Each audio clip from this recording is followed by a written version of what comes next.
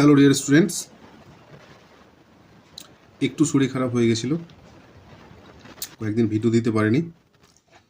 I am sorry, but আজকে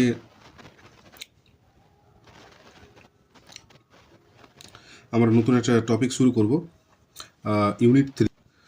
তো unit 3-র যে টপিকটা শুরু হবে আমাদের আজকে, এর আগে আমরা ইউনিট 1, ইউনিট 2 এর সমস্ত লাইন বাই লাইন এক্সপ্লানেশন এবং কোশ্চিন আনসারগুলো সলভ করেছি। আজকে আমরা শুরু করবো হচ্ছে ইউনিট 3। তো আশা করছি তোমাদের ভালো লাগবে, তোমরা মন দিয়ে শুনবে। ভালো লাগলে সাবস্ক্রাইব করবে, বন্ধুদেরকে শেয়ার করবে, কমেন্ট করবে এবং লাইক করবে। ধন্যবাদ। শুরু করছি। তো ইউনিট 2 পর্যন্ত আমরা দেখেছিলাম কি, যে স্বামী কিন্তু রোড সাইডে দাঁড়িয়ে তার নিজের মনটাকে বোঝাচ্ছিল যে সে আদতেও স্যামুয়েলের ব্যাপারে সমস্ত এক্সপ্লানেশনগুলো, বর্ণনা করেগুলো ঠিকঠাক দিয়েছে কিনা। তখন এবার সে কিন্তু মনে করতে লাগলো স্যামুয়েলের কথা, আর এইভাবেই আমাদের এপিসোডটা কিন্তু শেষ হয়ে যায়।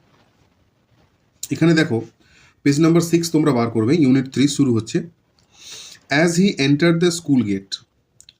যেই সেই স্কুল গেটে ঢুকলো, যখনই সে স্কুলের গেটে প্রবেশ করেছিল, তো অ্যাজ হি এন্টার্ড মানে প্রবেশ করেছিল, দ্য স্কুল গেট মানে স্কুলের গেটটাতে, an idea occur to him, তার মাথায় কিন্তু একটা ধারণা খেলে গেল।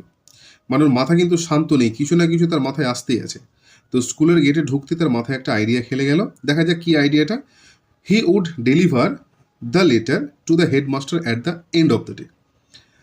সে কি আইডিয়া করলো, যে আমি যদি এখন চিঠিটাকে ভরি হেডমাস্টারের রুমে, বা আমি যদি চিঠিটাকে ডেলিভার করি হেডমাস্টারের রুমে বা হেডমাস্টারকে, তাহলে একটা সমস্যা হতে পারে। তো সমস্যাটা কি সেটা আমরা জানবো। তো স্বামী ভাবলো যে আমি চিঠিটাকে এন্ড অফ দ্য ডে মানে ক্লাসের শেষে দিয়ে দৌড়ে ছুটতে বাড়ি চলে যাব, এটাই ভাবলো। তখন সে কি করলো, দেয়ার ওয়াজ এ চান্স, এই যে বলছে কেন সে দিনের শেষে লেটারটাকে ডেলিভার করবে, যে there was a chance Samuel might do something during the course of the day to justify the letter.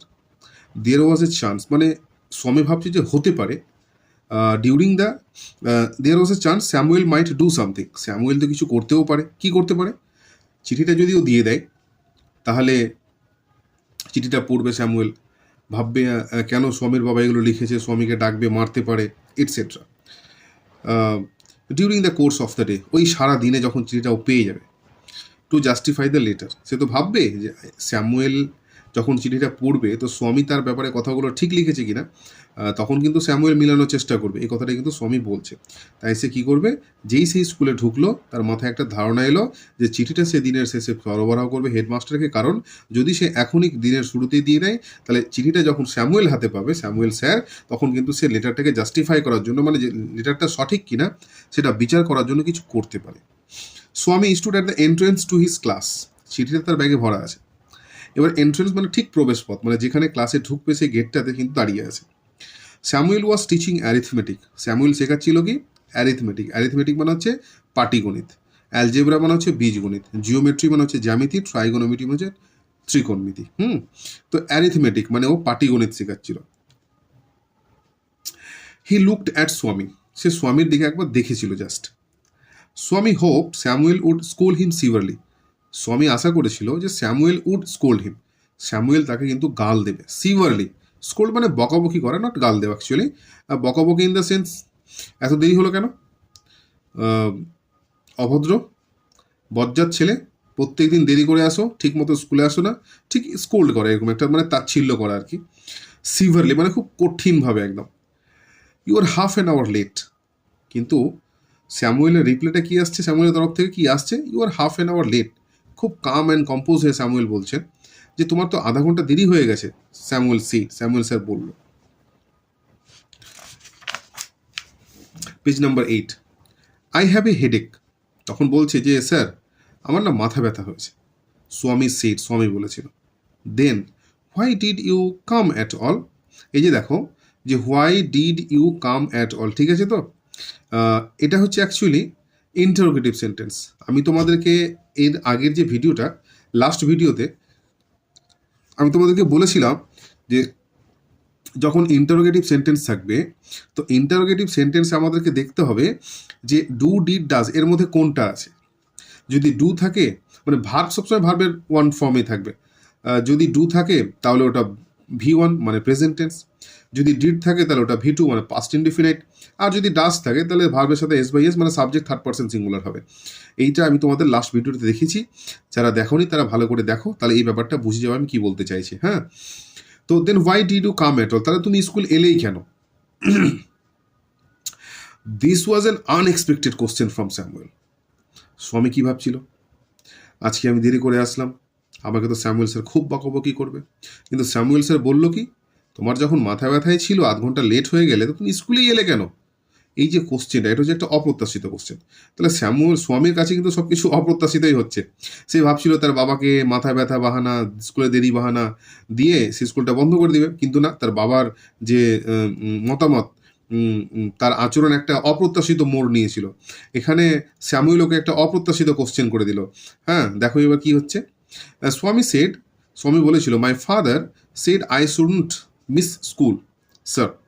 বলছে স্যার বা মাস্টারমশাই বা মশাই, আমার বাবা বলেছে যে আমার স্কুলটাকে এড়িয়ে যাওয়া উচিত নয়, মানে অবশ্যই আমার স্কুল মিস করা উচিত, আমি যেন স্কুল কামাই না করি, স্কুল বন্ধ না করি। এটা কিন্তু স্বামী বললো স্যারকে।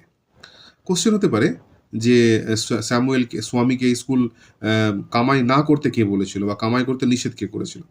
তো স্যামুয়েল লুকড ইমপ্রেসড, স্যামুয়েল বেশ একটু প্রভাবিত মনে, বাহ very good, your father is quite right, তোমার বাবা ঠিকই তো বলেছে। We want more parents like him, আমরা তো তোমার বাবার মতো বেশি বেশি গার্জেন চাই। প্যারেন্টস মানে অভিভাবক, পিতামাতা। কি বলছে, we want more parents like হিম, তার মতো, তার মানে কার মতো? স্বামীর বাবার মতো। প্যারেন্টস, স্যামুয়েল স্যার বলছে আমরা বেশি বেশি চাই। ও ইউ পোর ম্যান, এটা হচ্ছে একটা কি, মানে স্বামীর মন থেকে তার যে একটা মানসিক যে চিন্তা ভাবনা, যে বহিঃপ্রকাশ, মানে সে কি কি ভাবছে, অ্যাকচুয়ালি আবেগ। দেখো, রাগ, কষ্ট, দুঃখ, চিন্তা, ভাবনা, হাসি, কান্না, ব্যথা, বেদনা, এগুলো সবই হচ্ছে আমাদের মনের মধ্যেকার আবেগ। তো যখনই আমাদের আবেগটা বাইরে বেরিয়ে আসে, এই বাইরে যখন বেরিয়ে আসে, এই যে মাধ্যমটা, এর জন্য আমরা যে সেন্টেন্সটা সাহায্য নিই, যে বাক্যটা আমরা সাহায্য নিই ইংরেজি গ্রামারে, সেই বাক্যটাকে বলা হয় এক্সক্লেমেটরি সেন্টেন্স, আবেগ সূচক বাক্য বা বিস্ময় সূচক বাক্য। আর এই বাক্যটা চিনব কিভাবে? এই বাক্যটা চিনব ঠিক বাংলা যখন আমরা বাক্য শেষ করি লিখে, তখন একটা দাড়ি দিতে হয়। তো এই বাক্যটাতেও দাড়ি থাকে, আর দাড়ির নিচে একটা ছোট্ট ফুল স্টপ থাকে ইংরেজি বাক্যের মতো। দেখো, এই যে লেখা আছে, হো ইউ পুয়ার ম্যান, দাড়ি ফুল স্টপ। এই দাড়ি আর নিচে ফুল স্টপ, এটাকে বলা হয় এক্সক্লেমেশন মার্ক, বিস্ময় সূচক চিহ্ন বা বিস্ময় বোধক চিহ্ন। ঠিক আছে, আর বিস্ময় বোধক চিহ্ন যেখানে থাকে, সেই সেন্টেন্সটাকে বলা হয় বিস্ময় বোধক বাক্য। কথা বুঝতে পারলাম?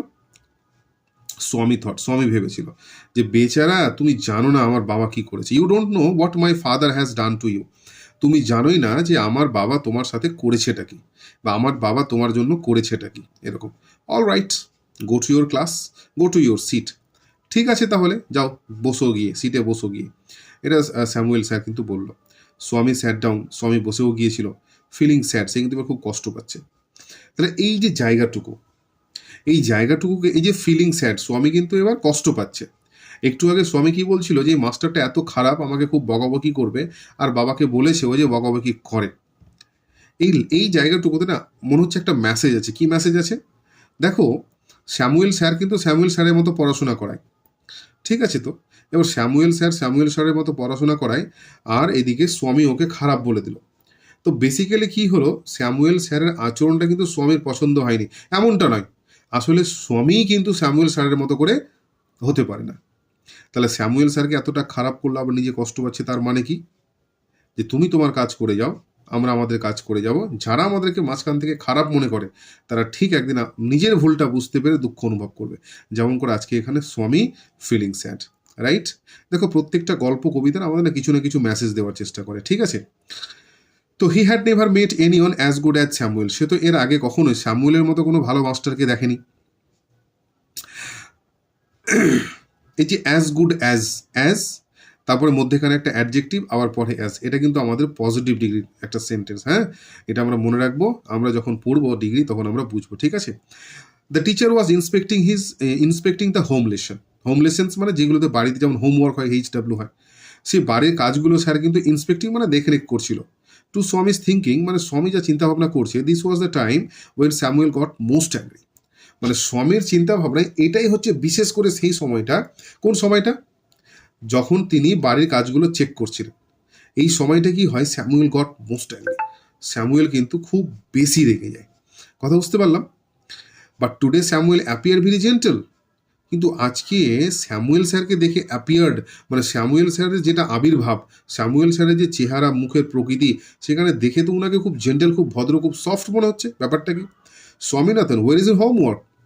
স্বামীনাথনকে বলছে স্যামুয়েল স্যার, স্বামীনাথন তোমার বাড়ির কাজগুলো কোথায়? I am not done my homework sir. Swami বলছে যে স্যার আমি না আমার বাড়ির কাজটা করতে পারিনি। Why, headache? কেন, মাথা ব্যথা হয়েছিল? আস স্যামুয়েল, ইয়েস স্যার, হ্যাঁ sir. All right, sit down, Samuel sir, ঠিক আছে বসে যাও, স্যামুয়েল স্যার বলল।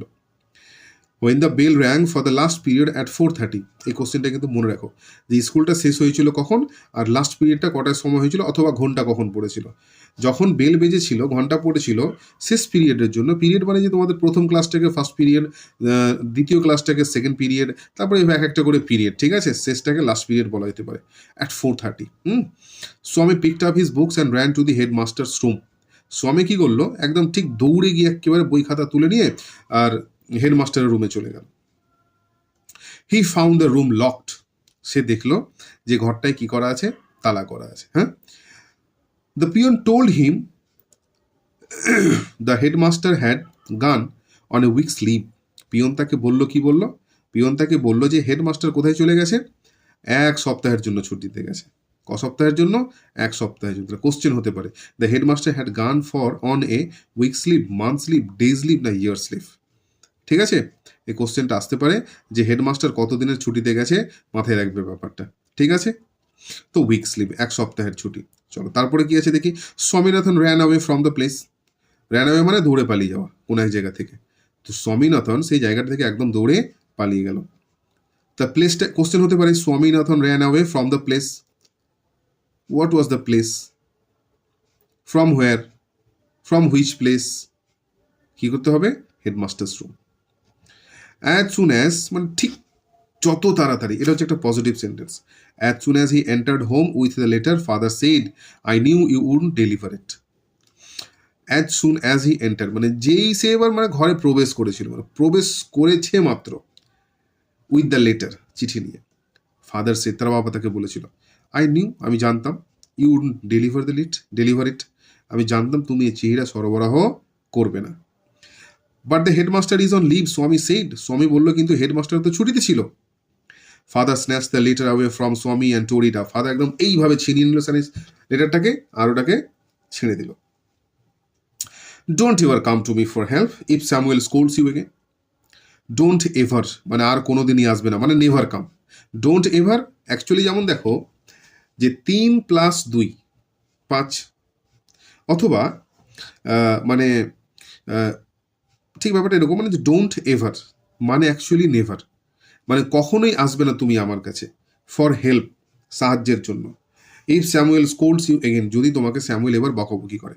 You deserve your Samuel, he said, সে বলল তোমার স্যামুয়েলকে তুমি ঝেলো বা দেখো। মানে বলতে এটা চাইলো যে আমি তোমাকে হেল্প করতে চাইলাম একটা জায়গা থেকে বাঁচানোর জন্য। সত্যি যদি তোমাকে স্যামুয়েল গাল দিয়ে থাকে, সত্যি যদি তোমাকে স্যামুয়েল স্যার কষ্ট দিয়ে থাকে, তাহলে সেক্ষেত্রে আমি তোমাকে স্যামুয়েল স্যারের কাছ থেকে বাঁচানোর চেষ্টা করছিলাম বা ব্যাপারটাকে খতিয়ে দেখার চেষ্টা করছিলাম। কিন্তু তুমি কি করলে, তুমি চিঠিটাকে ডেলিভার করলে না। এরপরে যদি স্যামুয়েল স্যার তোমাকে বকাবকি করে, তাহলে তুমি কিন্তু ব্যাপারটা নিজের হাতেই দেখবে, আমি এখানে কোনো হেল্প করতে যাবো না। তার মানে এটা নয় যে স্যামুয়েল যখন বকাবকি করবে তুমি স্কুলে যেতে পারবে না, স্কুলে তোমাকে যেতে হবে। যদি স্যামুয়েল বকাবকি করে, ব্যাপারটা তুমি দেখবে, স্কুলে তোমাকে যেতে হবে, পড়াশোনা করতে হবে, দেরি হলেও ভালো, তোমার স্কুল মিস করা চলবে না। এইটা কথাটা ওনাকে বলতে চাইলো। এখানে এটাও একটা মেসেজ ছিল যে আমাদের অ্যাজ এ প্যারেন্ট, আমাদের মা বাবা যেটা বলবে সেটা আমাদের শুনে নেওয়া উচিত, তোমাদেরও উচিত। ঠিক আছে, তো যাই হোক, আজকে আমরা ইউনিট 3টাকে কমপ্লিট করলাম। এর নেক্সট কোনো একদিন এসে, নেক্সট যে ভিডিওটা, সেখানে আমরা এর কোশ্চেন আনসারগুলোকে দেবো। আশা করছি তোমাদের ভালো লাগবে। তো আজকের ভিডিওটাকে তোমরা প্রচুর পরিমাণে লাইক করবে, শেয়ার করবে, কমেন্ট করবে এবং ভালো লাগলে অবশ্যই চ্যানেলটাকে সাবস্ক্রাইব করবে। ধীরে ধীরে এই চ্যানেলটাকে আমরা একটা স্টুডেন্টের জন্য একেবারে অনেক বড় প্ল্যাটফর্ম হিসেবে তৈরি করতে চাই। এর জন্য তোমাদের অবশ্যই ভালোবাসা এবং সাপোর্ট দরকার। থ্যাংক ইউ, ভালো থাকবে, থ্যাংক ইউ ভেরি মাচ।